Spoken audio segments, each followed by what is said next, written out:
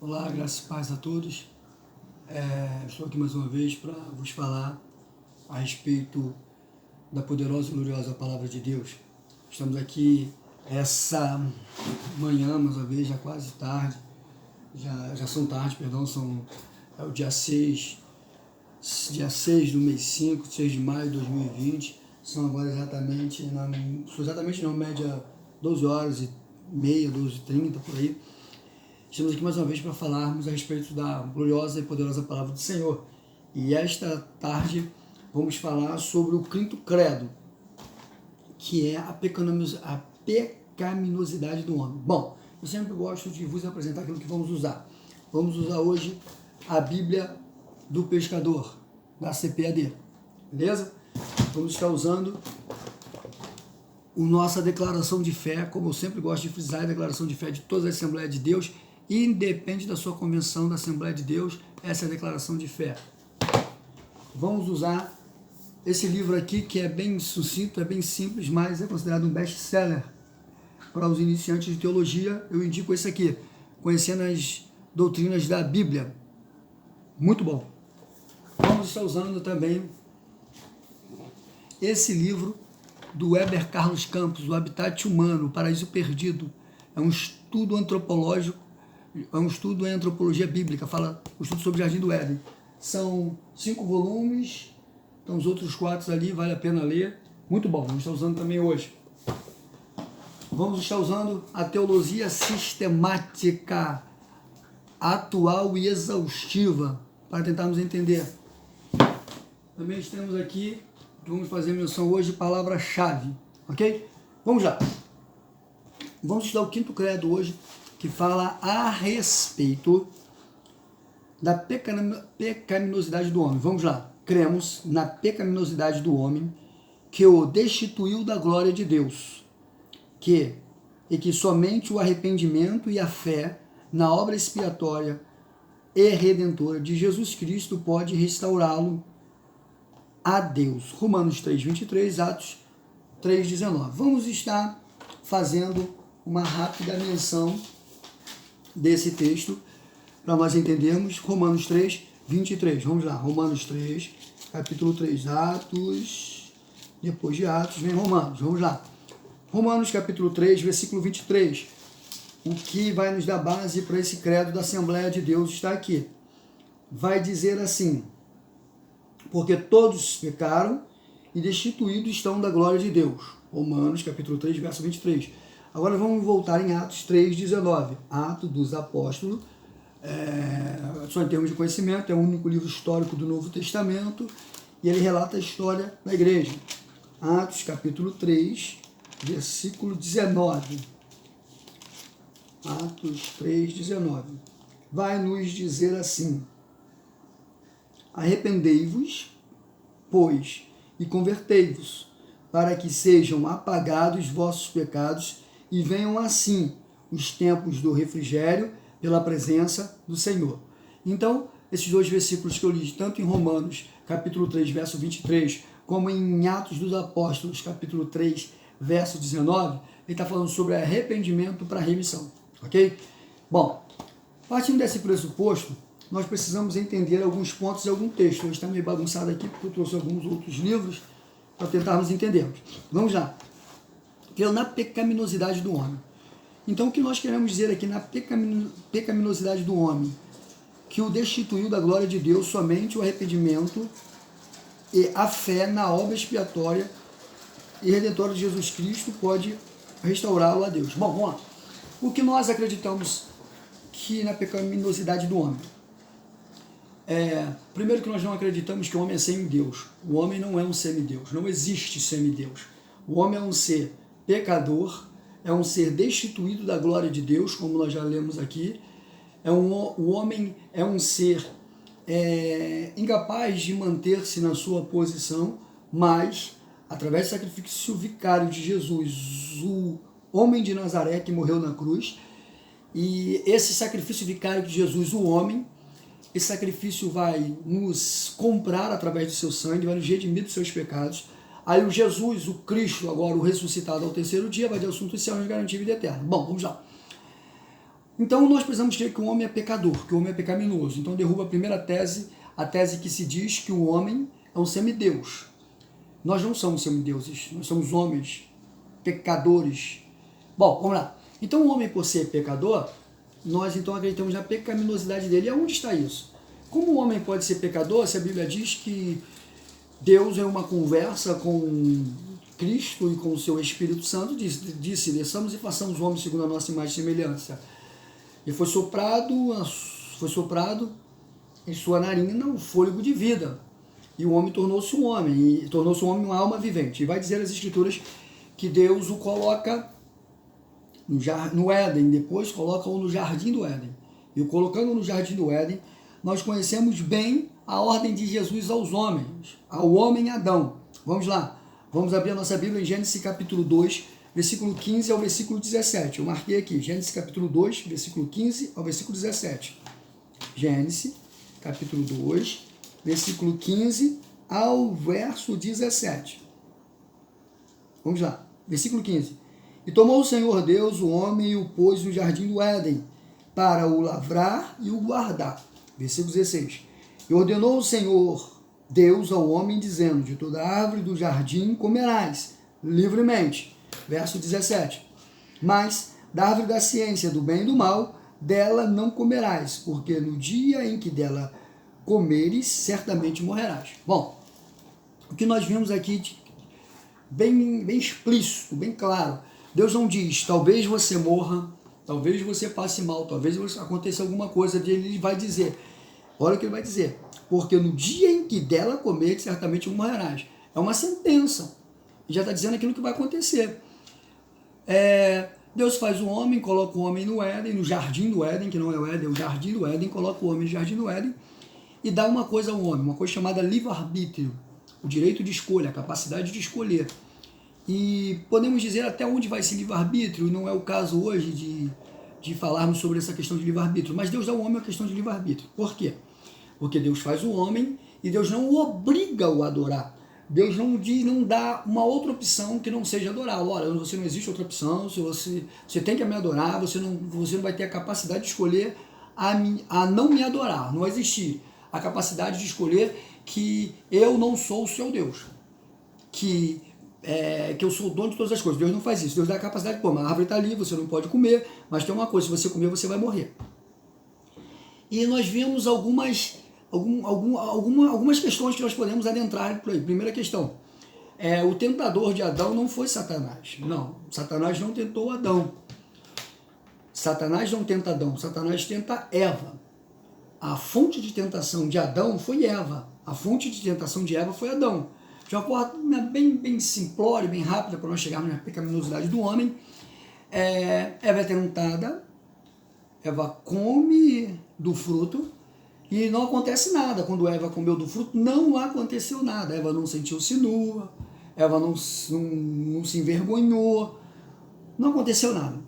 Quando Eva come do fruto, não acontece nada, aí Eva agora, ela toma a posição de Satanás.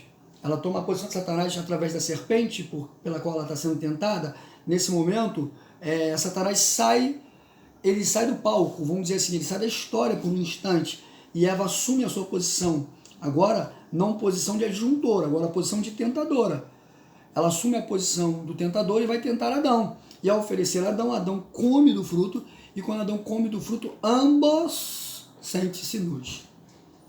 Por que quando Eva comeu não sentiu-se nua, e quando Adão come, ambos sentem-se nus? Porque Deus não tinha falado com Eva, Deus tinha falado com Adão, a ordem era para Adão.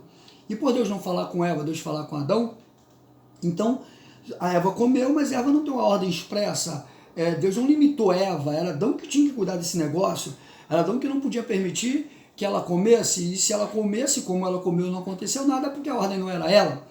Mas Adão era para policiar. Vamos lá, rápido, por causa do horário. Adão come e ambos sentem-se nus. Bom, aí nós vamos agora para Gênesis capítulo 4, versículo... Gênesis capítulo 4, vamos lá, versículo 12. Vamos ver se é o versículo 12, que eu anotei aqui. Versículo 12. Não, perdão. Não é versículo 12, não. 22, perdão, nem o 12. O que acontece? Capítulo 2, continua em Gênesis capítulo 2, vamos lá. Gênesis capítulo 2, então, ela continua em Gênesis capítulo 2, capítulo 2, versículo 22.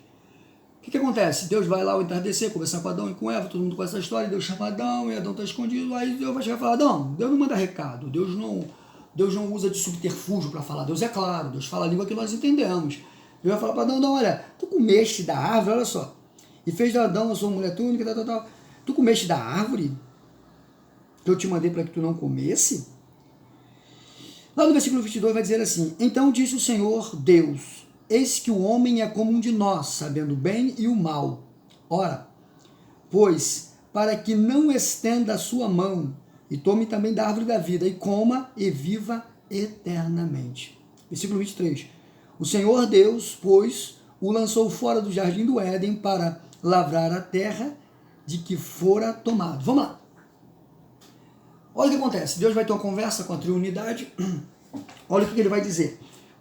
Olha o que ele vai dizer. Então disse o Senhor, eis que o homem é como um de nós.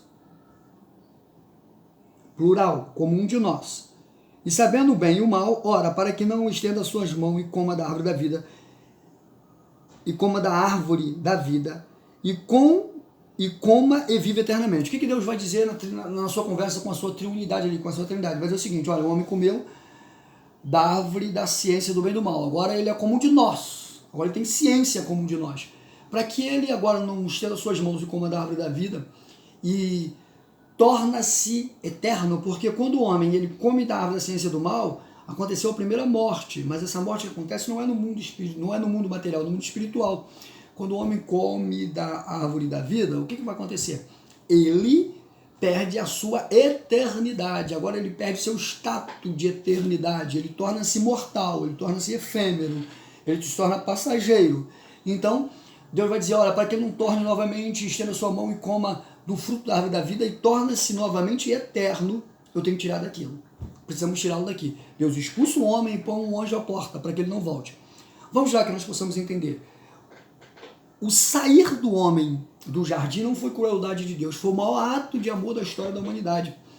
Foi o maior ato de amor que Deus poderia fazer com o homem, foi tirá-lo do jardim. Por quê? Porque quando Deus tira um homem do jardim, Deus começa um plano, Deus começa, digamos assim, o caminho de retorno do homem para ele. Não tinha como o homem ter um caminho de retorno se ele permanecesse no jardim. Então Deus o tira do jardim, Deus começa o seu plano, Deus começa a pôr em prática o seu plano para resgate do homem. Vamos lá, porque se ele come do fruto da árvore da vida, ele se torna eterno. Um dos pré-requisitos para salvação, para perdão, é derramamento de sangue. E se ele é eterno, não tem morte. Se não tem morte, não existe derramamento de sangue. Se não tem derramamento de sangue, não tem perdão. O homem precisa ser mortal para Jesus vir e morrer, morte de cruz, para através do seu sangue resgatar o homem. Então Deus tirar o homem do paraíso foi o maior símbolo de amor que Deus deu ao homem, foi tirá-lo do paraíso. Não existe outro símbolo de amor. Vamos lá. Adão não foi enganado por sua mulher, mas o seu pecado foi atender a voz da sua mulher. Vamos lá. Quem fala isso é Heber Carlos de Campos. Adão, ele não foi tentado por sua mulher, mas Adão não foi enganado por sua mulher, mas o seu pecado foi atender a voz da sua mulher. Como é que ele vai dizer? Adão, ele prefere ouvir a voz da sua mulher do que ouvir a voz de Deus, porque a voz de Deus ela não coma, a voz da sua mulher ela coma. E observe que aqui não existe a tentação de Satanás. Adão não foi tentado por Satanás, Adão foi tentado por Eva. A voz de Deus diz não coma e a voz da mulher diz coma. Vamos lá. A fonte direta de tentação foi Eva e não Satanás. A fonte direta foi Eva. Eva que tentou a Adão. Ele deu ouvidos aos sussurros enganosos de sua mulher. Vamos lá. Vamos pular aqui porque precisamos ganhar tempo. Chegar aqui, precisamos ganhar um tempo, porque precisamos ganhar tempo. Vamos lá. Vemos o que o Heber de Campos vai falar. O que nós precisamos atualmente são homens moralmente fortes, e não apenas fisicamente. Precisamos de homens treinados na luta contra a tentação. Vamos começar aqui do começo? Por essa razão, precisamos de homens genuinamente cristãos, que saibam exercer com sabedoria e firmeza o amor de seu pai no lar. Precisamos de homens moralmente fortes, não apenas fisicamente fortes. Precisamos de homens treinados na luta contra a tentação, que liderem suas esposas em vez de segui-las. Os maridos devem proteger e prover física e espiritualmente espiritualmente para a sua família, mesmo milênios depois de Adão. Bom, isso é um princípio bíblico. Vamos continuar vendo aqui. Eu estou correndo por causa do horário do vídeo. O que acontece? Todas as coisas mais lindas ditas a respeito do homem começaram no Jardim do Éden. Todas as coisas mais feias e suas consequências para a vida humana também foram registradas acontecendo nesse belo jardim. O lugar de beleza e santidade deu espaço à manifestação as manifestações mais ingratas do homem em relação a Deus. O que eu quero dizer é o seguinte. Fala, meu filho.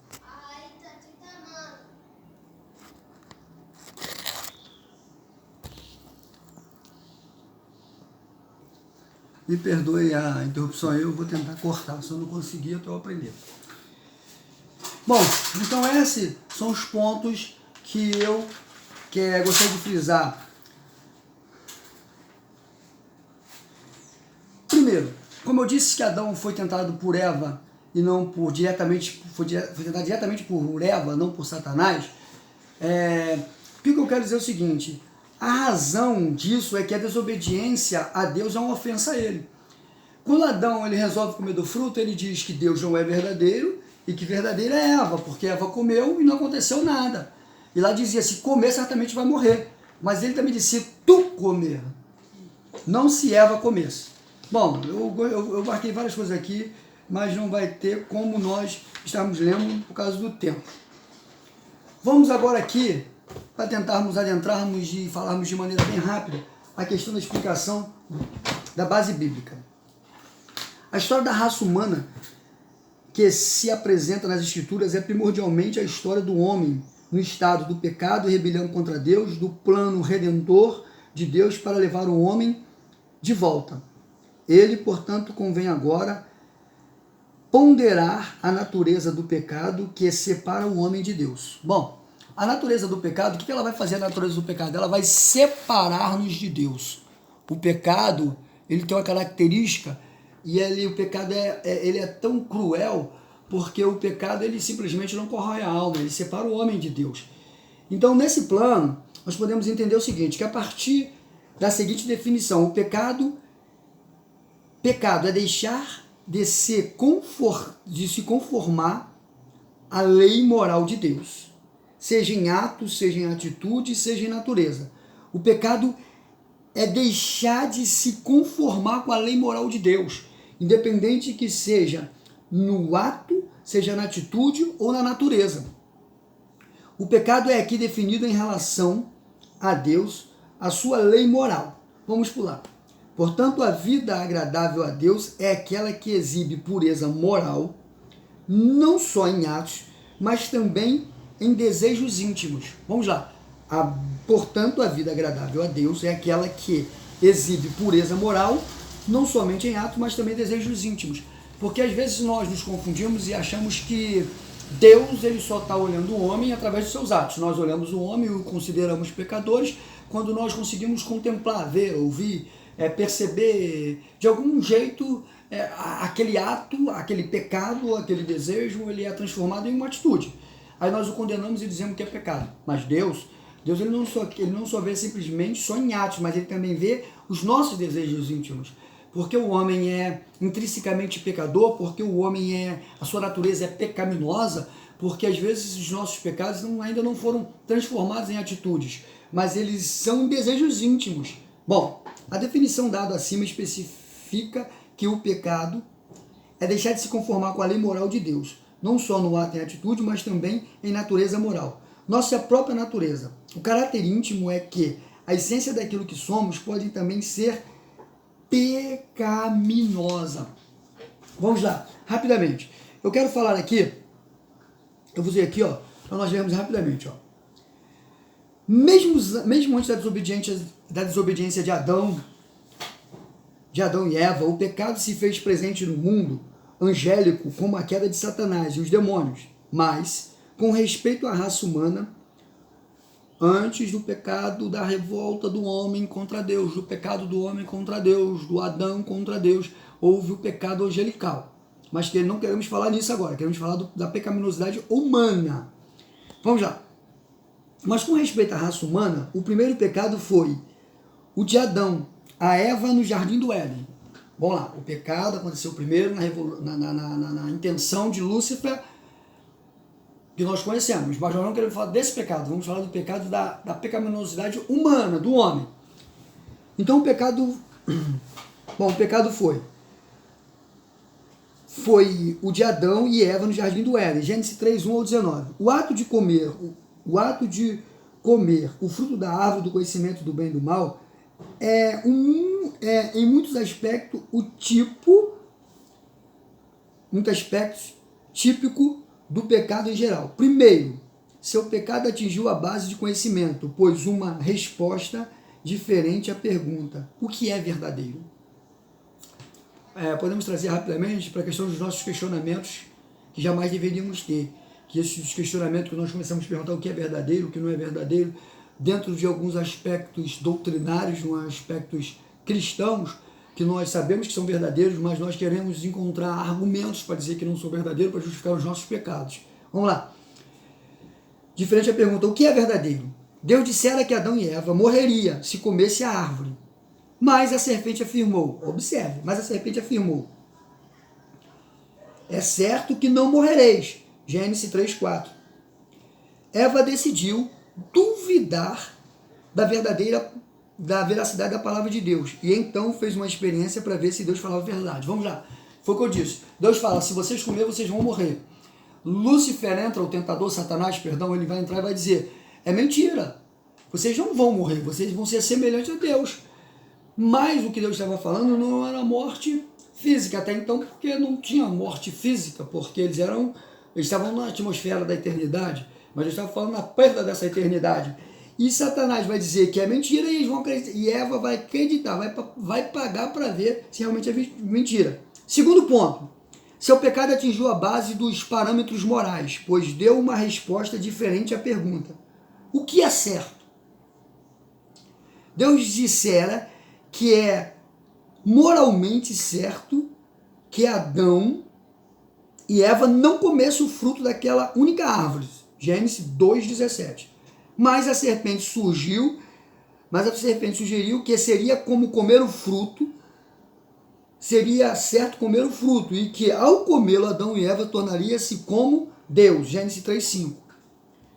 Eva confiou na sua própria avaliação e de que certo e o que seria melhor para ele, negando as palavras de Deus, a prerrogativa de definir certo ou errado. Ela viu que a árvore era boa para se comer, agradável aos olhos, e a árvore era desejável para dar entendimento. Portanto, tomou o fruto e comeu. Gênesis 3:6. Vamos lá, rapidinho, porque está muito longo já esse vídeo. Vamos lá. Quando ela vai fazer essa segunda pergunta, o que é certo? O que é certo? Deixa eu falar uma coisa. Se a Bíblia diz que é pecado, é pecado. Se a Bíblia diz que é pecado ter duas mulheres, é pecado ter duas mulheres. Se a Bíblia diz que é pecado mentir, é pecado. Se a Bíblia diz que é pecado defraudar, é pecado. Se a Bíblia diz que é pecado roubar, é pecado. Se a Bíblia diz que é pecado contenda, é pecado. Não tem porque eu perguntar, não tem porque eu querer avaliar, não tem porque eu querer questionar, porque a palavra de Deus já diz que é pecado. Rápido, para o terceiro ponto. O seu pecado deu uma resposta diferente à pergunta: quem sou eu? A resposta correta era que Adão e Eva eram criaturas de Deus, dependentes dele, sempre subordinados a ele, o seu Criador e Senhor. Mas Eva e depois Adão sucumbiram à tentação de ser como Deus. Vamos lá rapidamente para caminharmos para o fim. A primeira coisa, o primeiro pecado, foi que eles atingiram o conhecimento. E a pergunta que eles fizeram, a primeira pergunta que eu anotei aqui: o que é verdadeiro? Baseado em Gênesis 2:17. O que é verdadeiro? Deus dissera que Adão e Eva não comessem, que eles morreriam. E Satanás diz que não morreriam. Então eles fazem a primeira pergunta. Deus diz que morre, Satanás diz que não morre. Aí eles vão questionar as duas pessoas. Será que Deus é verdadeiro ou Satanás é verdadeiro? Segundo ponto, eles vão atingir a base dos parâmetros morais. Que eles vão perguntar o que é certo. Isso é questão de moralidade. O que é certo? Deus diz para que Eva não comesse aquele fruto, mas a serpente sugeriu comer o fruto. Primeiro, observe, eles vão perguntar o que é verdadeiro. Segundo, eles vão perguntar o que é certo, entrando numa atmosfera muito perigosa, que são os parâmetros morais. O terceiro, o seu pecado, de uma resposta diferente à pergunta: quem sou eu? Quem sou eu? Primeira pergunta, a primeira pergunta que é feita, a primeira pergunta, o que é verdadeiro? A segunda, o que é certo? A terceira, quem sou eu? O questionamento desses 3 pontos trouxe a pecaminosidade para o homem. Ele pecou. Ele come do fruto, porque ao avaliar essas 3 perguntas, ele entende que Satanás é verdadeiro e Deus é mentiroso. Que não morreriam, eles não morreriam. E que eles se tornariam como Deus. Quem sou eu? E por final eles perguntam: quem sou eu? Daí conhecemos que entra o pecado no mundo, e o homem torna-se pecador, o homem é destituído e sai da glória de Deus, o homem, ao ser destituído e sair da glória de Deus, vai gerar-se o primeiro grande problema da humanidade. O homem agora está condenado eternamente ao pecado. O homem agora não existe salvação para ele, não existe mais perdão para ele. Vamos lá? Se não existe salvação para o homem, se está condenado eternamente ao pecado, o que vai acontecer com o homem? Deus, ao tirar ele do paraíso, ao tirar ele do jardim do Éden, Deus, como eu já disse, ele prepara, ele começa o seu projeto, ele inicia, ele dá start, ele inicia o plano de resgate do homem. E o plano do resgate começa na retirada dele do jardim do Éden, ele sai do jardim do Éden, que ele não poderia estar ali mais, e termina em Jesus pregado no madeiro. Ponto. Aqui está a pecaminosidade do homem. Agora eu gostaria de te falar algo. Um homem, uma vez, há muitos anos atrás, quando eu era bem novo, eu ouvi essa parábola. O menino, uma vez, ele fez um barquinho de madeira para brincar na beira do rio que corria atrás de sua casa. Ele fez um barquinho de madeira e todos os dias ele brincava com aquele barquinho de madeira no rio. Ele punha o barco de madeira no rio e o barco navegava tranquilamente naquele rio, que era um rio tranquilo. Mas um dia, em algum lugar, teve uma grande tempestade. E aquela tempestade encheu o rio. E quando aquele menino brincava com aquele barquinho em águas tranquilas, aquela, digamos assim, tromba d'água passou e levou o barquinho. O menino perdeu o barquinho. O menino ficou triste porque aquela tempestade levou o barquinho. Um dia aquele menino vai à cidade e ele vê o seu barco exposto numa prateleira de uma loja. Ele corre adentra daquela loja e diz para aquele vendedor daquela loja: esse barco é meu, esse barco é meu. E o vendedor diz para o menino: não, esse barco não é seu, esse barco é meu. Eu achei esse barco perdido, eu limpei esse barco, coloquei para vender, ele é meu. Mas ele é meu não, se você quer esse barco, ele custa X. Deu um valor para o menino. O menino volta, vai trabalhar, e depois de muito trabalho, depois de um trabalho muito árduo, aquele menino consegue agariar, consegue juntar aquele valor que aquele vendedor queria aquele barco. Ele volta à cidade, entra pelaquela porta daquela loja e dá aquele dinheiro àquele vendedor, e o vendedor dá o barco ao menino, vende o barco ao menino, fica com o dinheiro daquele barco e dá ao menino. Aquele menino abraça-se àquele barco e diz assim: barquinho, barquinho, agora tu é meu 2 vezes. A primeira vez porque eu te fiz, a segunda vez porque eu te comprei. Essa é a nossa história. Nós somos Deus 2 vezes de Cristo. A primeira vez porque Ele nos formou, porque Ele nos deu fôlego de vida e nos colocou no Éden. E nós nos rebelamos através de uma tempestade do pecado. Nós nos rebelamos após fazermos 3 perguntas, as quais nós entendemos que era melhor acreditar em Satanás do que crer em Deus. Fomos tirados do paraíso por uma questão de amor, para sermos resgatados. Jesus desce e é cravado no madeiro para nos resgatar. E hoje somos dele porque ele nos fez e porque ele nos comprou através do sacrifício do seu Filho. O homem é pecador. O homem é cruelmente pecador. O homem é terrivelmente pecador. O pecado está dentro do homem e o homem precisa lutar a cada dia contra esse pecado. A carne do homem deseja errar. A carne do homem, que eu digo ao ser humano, deseja pecar, deseja falhar. Mas nós precisamos entender uma coisa: existe um sacrifício vicário por amor às nossas vidas. Dê lugar a esse sacrifício. Domine essa pecaminosidade. Entenda que eu e você somos pecadores e que só o sangue de Cristo pode nos purificar, que não existe outro meio para nos purificar, que não somos semideuses, que Deus não se adequada, que Deus não se molda aos nossos parâmetros, que Deus não olha para nós e não se enquadra aos nossos desejos, porque Ele diz: buscai primeiro o reino de Deus, a sua justiça e as demais coisas vos serão acrescentadas. Mas hoje transformaram. Hoje não somos nós que buscamos o reino de Deus, não somos nós que buscamos o domínio de Deus. Hoje parece que nós somos o reino. Parece que Deus busca hoje em dia o nosso domínio, que Deus busca hoje em dia que nós nos prevalecemos. Hoje Deus não é mais Deus para muitos. Hoje Deus é apenas um Aladim, é apenas um gênio da lâmpada, que toda vez que nós precisamos, nós o pegamos, o esfregamos e desejamos alguns pedidos e Ele realiza para nós. Logo que Ele realiza os nossos desejos, Ele perde o sentido. Nós jogamos fora até outra pessoa achar essa lâmpada e pedir mais 3 desejos e tornar a jogar fora, porque depois dos 3 desejos já não há mais sentido. Buscai primeiro o reino de Deus. Buscai primeiro o domínio de Deus sobre as nossas vidas, para entendermos que a única maneira de conseguirmos um dia olharmos Jesus face a face e podermos morar com Ele é entendermos que somos pecadores e é o arrependimento do nosso pecado que vai nos garantir o perdão, porque o caminho do perdão é o arrependimento. Shalom, Deus vos abençoe, até o próximo.